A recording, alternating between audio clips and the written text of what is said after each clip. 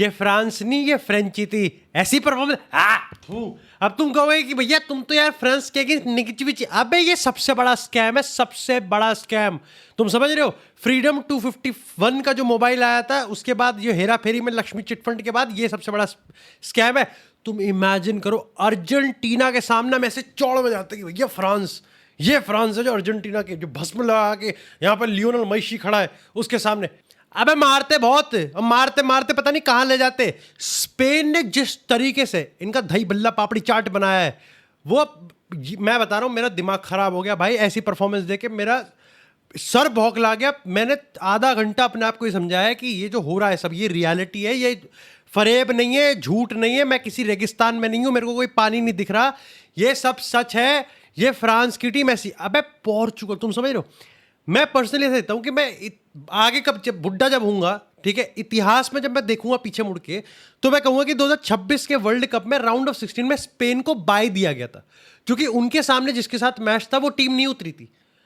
अरे अब मैं उतार रहा हूं क्योंकि पोर्चुगल इससे ज्यादा बेटर खेल गई थी।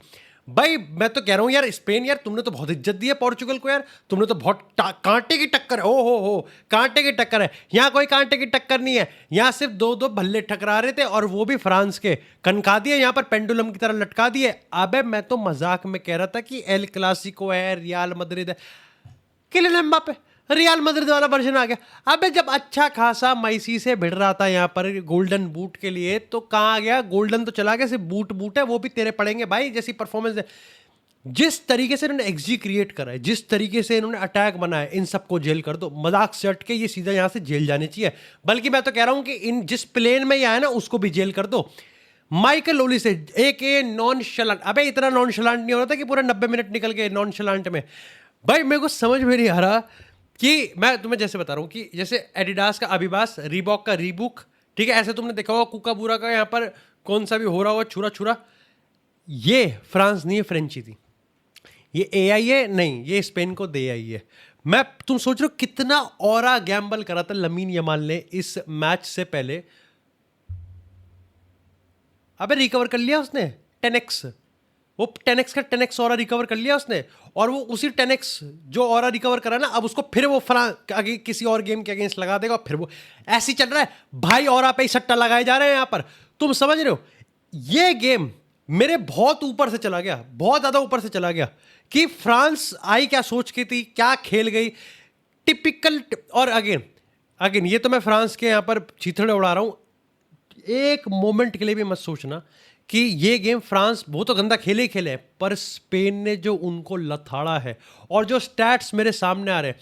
तुम सोच रहे हो यहाँ पर कि लोग बात कर रहे हैं कि गोल कौन सबसे ज्यादा मार रहा है, चांसेस कौन सबसे ज्यादा बना रहा है, किसका सबसे ज्यादा थ्रेटनिंग है, कौन सबसे बढ़िया डिफेंड करता है। अबे पूरे वर्ल्ड कप में कुकुरेया अभी तक ड्रिबल्ड ही नहीं हुआ है, किसी ने ड्रिबल ही नहीं किया है कुकुरेया को। तुम समझ रहे हो? ये नेक्स्ट लेवल है, नेक्स्ट लेवल और आई है इस गेम में। मैंने आज से पहले शायद से कभी इतने बड़े बॉक्स ऑफिस हैवीवेट गेम में किसी एक टीम को लिटरली निस्तनाबूत होते हुए देखा है, जिस तरीके से स्पेन ने फिजिकली, मेंटली और टैक्टिकली। तुम सोचो कितनी शर्म की बात है कि मैं ये कहना चाह रहा हूं कि शायद से लास्ट के कुछ मिनटों में, लगभग 10-15 मिनट में, फ्रांस ने गिव अप अगर कर दिया हो तो और भी शर्म की बात है, और नहीं भी करा हो तो स्पेन ने उनको सिर्फ परछाइयों का पीछा करवाया है, सिर्फ परछाइयों का। एक ऐसी टीम जहां पर एम्बापे, ओली से, और एक तो मेरे को समझ में नहीं आ रहा कि ये स्पेन की टीम कौन से बाबा के पास गई है, कौन सा नारियल फोड़ा है। अबे किसके घर के बाहर नींबू मिर्ची छोड़ के आ गए। यहाँ पर पोर्चुगल में नूनो मेंडेस, ठीक है, यहाँ पर आप लाइक आज यहाँ पर विलियम सलीबा, फिर तीबो कोर्तोआ बेल्जियम में। अबे क्या पागल हो गए हो? अगर अर्जेंटीना जीत गई, मैं कुछ नहीं कह रहा, मैं कुछ नहीं कह रहा, तुम स्पेन की कह रहा हूं। तुम समझ रहे हो? रॉड्री की परफॉर्मेंस, एक भी ऐसा प्लेयर नहीं है। अगर आप रॉड्री की तारीफ करोगे तो आपको यहां पर उनके पीछे के सेंटर बैक्स की तारीफ करनी पड़ेगी। अगर आप सेंटर बैक की तारीफ करोगे तो आपको यहां पर फुल बैक्स की तारीफ करनी पड़ेगी। अगर आप फुल बैक्स की तारीफ करोगे तो आपको विंगर्स की तारीफ करनी पड़ेगी। एंड अल्टीमेटली आप ये चीज़ रियलाइज कर लोगे कि at the end of the day ये स्पेन की टीम एक कंप्लीट टीम है। हमने अर्जेंटीना को देखा कि दे हैव लियोनेल मेसी। हमने यहाँ पर पोर्चुगल को देखा तो दे हैव रॉबर्टो मार्टिनेज। हमने यहाँ पर इंग्लैंड की बात करी तो वहाँ जूड बेलिंगम है। हम यहाँ पर अगर फ्रांस की बात करें तो वहाँ पर किलियन एम्बापे है, ओलिसे है। When you talk about Spain, you just talk about Spain. जब आप स्पेन की बात करते हो तो आप सिर्फ स्पेन की बात करते हो, क्योंकि ये बात सच है कि इस वर्ल्ड कप में one of the best midfielder Rodri निकल के आ रहा है।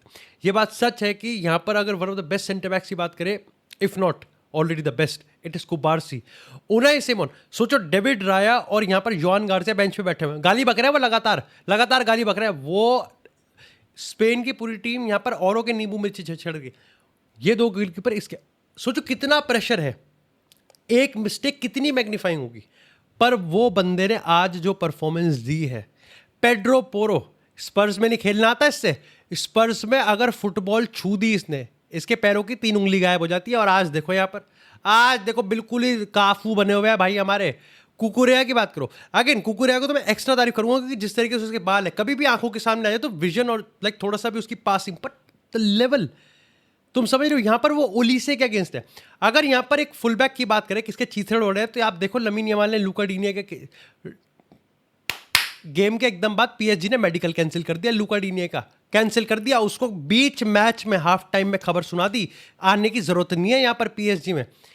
देखो पर्सनली आई थिंक ये, अब तुम कहोगे दिव्यांश भाई फ्रांस की टीम, और मैंने प्रेडिक्शन में भी कहा था कि इस फ्रांस की टीम के अगेंस्ट एक चीज मेरे को बस एक थोड़ी सी अजीब लग रही है, दैट इज की it seems too easy for France. और ऐसा हो नहीं सकता क्योंकि अर्जेंटीना, लाइक अगर किसी भी वर्ल्ड कप में टॉप हैवीवेट कंटेंडर की बात करें तो हमेशा एक ऐसा धक्का तो लगता है जहां से वो टीम सीखती है। फ्रांस को वो धक्का नहीं लगा, ना मोरक्को से लगा, ना सेनेगल से लगा, ना नॉर्वे से लगा, ना यहां पर आप कह सकते हो कि किसी और टीम से लगा। अल्टीमेटली यहां पर आप कहो कि फ्रांस को जो पहला धक्का लगा वो ऐसा धक्का लगा, ऐसा धक्का लगा कि यहां पर डुई भी कुछ नहीं कर पाई।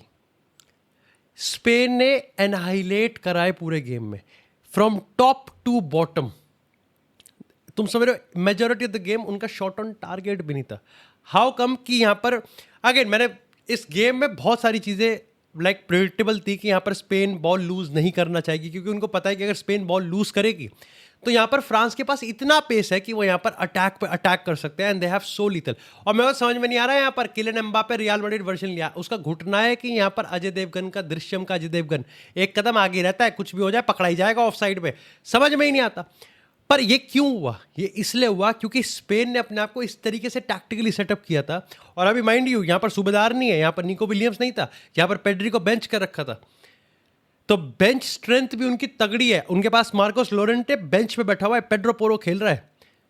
यहां लेवल देख रहे हो तुम, पेड्री को बिठाया जा रहा है, निको विलियम्स को बिठाया जा रहा है, मार्कोस लोरेंटे को बिठाया जा रहा है, दे हैव फर्मिन लोपेस को मिस कर रहे हैं, गावी बेंच पर है, फिर उनके पास यहां पर फरान टोरेस है। ये इसलिए था क्योंकि स्पेन ने एक चीज भांप ली थी। स्पेन ने कहा कि अगर हम बॉल ही ना लूज करें और इनको सिर्फ पिदाएं तो इसका मतलब ये अटैक ही नहीं कर पाएंगे। पर अगर हम बॉल लूज करें तो हम क्या कर सकते हैं?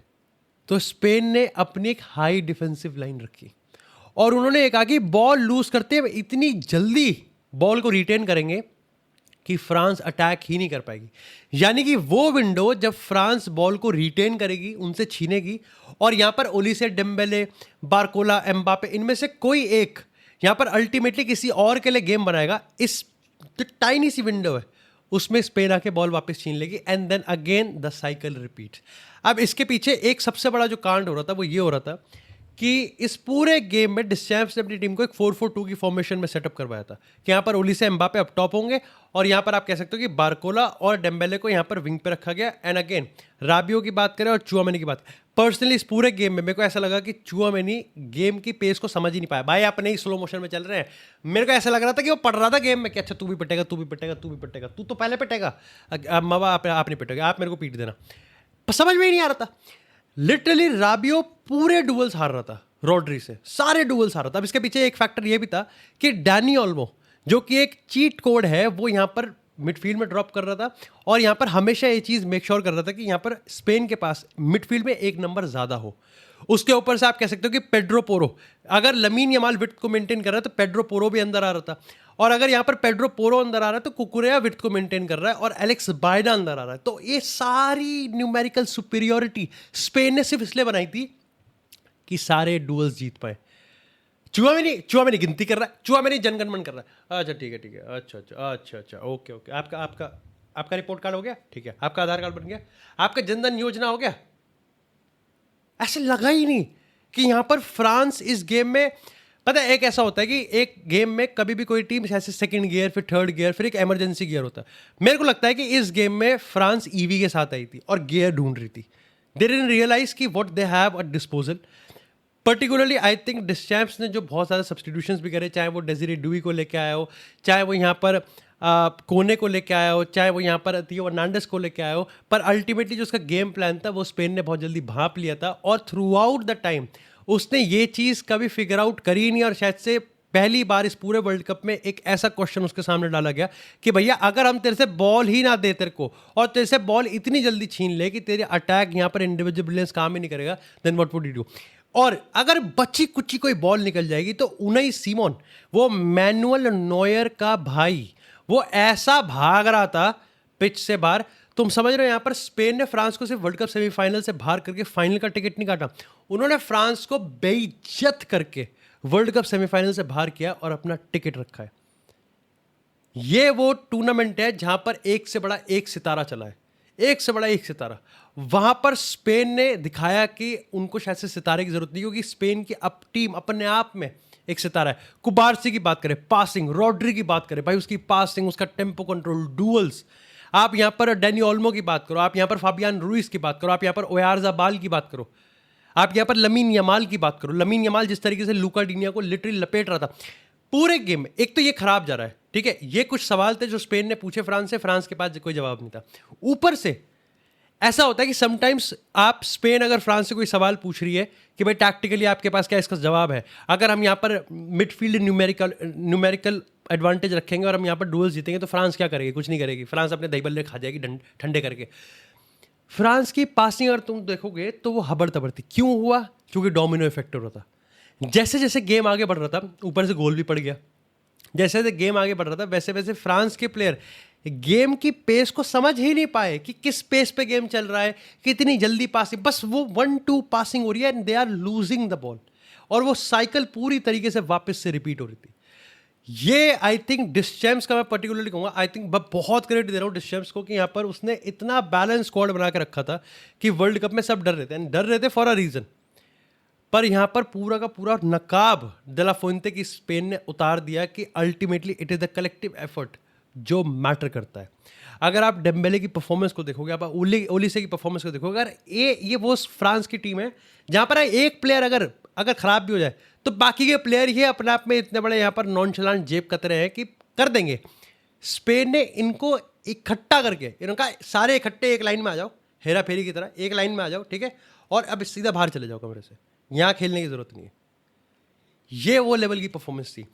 लास्ट के अगर 15-20 मिनट की बात करूँ तो बहुत हबड़ तबड़ थी, फ्रांस अर्जेंसी दिखा रही थी, पर फिर भी स्पेन उनको पिदा ही रही थी।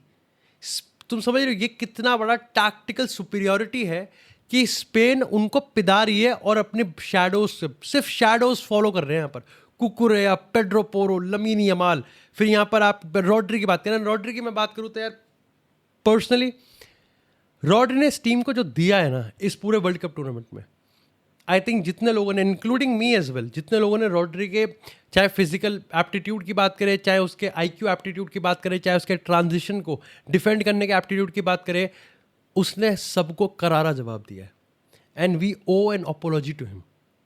ये उस तरीके की परफॉर्मेंस आज स्पेन ने दी है।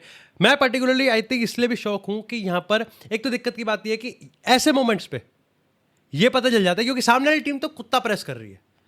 फ्रांस में काफ़ी प्लेयर ऐसे थे जो कि इतना कलेक्टिव प्रेस नहीं कर पाए। फॉर एग्जांपल एम्बापे प्रेस नहीं कर रहा था, बारकोला उस लेवल का प्रेस नहीं कर रहा था, आप कह सकते हो कि यहाँ पर ओलिसे उस तरीके का प्रेस नहीं कर रहा था, डेम्बेले के वो प्रेसिंग इंटेंसिटी थी, कभी मिडफील्ड में कोई आने की कोशिश नहीं करी। आया यहाँ पर किलियन एम्बापे, हमारे आंद्रे इनिएस्टा चाचा आए, लेकिन क्या करा? कुछ नहीं करा, क्योंकि फ्रांस बॉल को होल्ड ही नहीं कर पा रही थी। और ऊपर से इतनी गंदी passing, next to zero creativity, next to zero creativity. कोई प्लान भी नहीं था। प्लान ए ये था कि यहाँ पर अल्टीमेटली जिस तरह से हम करते आ रहे हैं कि भाई हम लोग बहुत सिंपलर टर्म्स में, जो कि अभी तक काम करता हुआ आ रहा था, पर स्पेन ने उसको तो निस्तेनाबूद कर दिया। वो तो पूरा नल एंड वॉइड कर दिया कि आप कर रहे हो तो आप या तो ऑफ साइड ट्रैप कर रहे हो या फिर अल्टीमेटली आप डुअल्स हार रहे हो।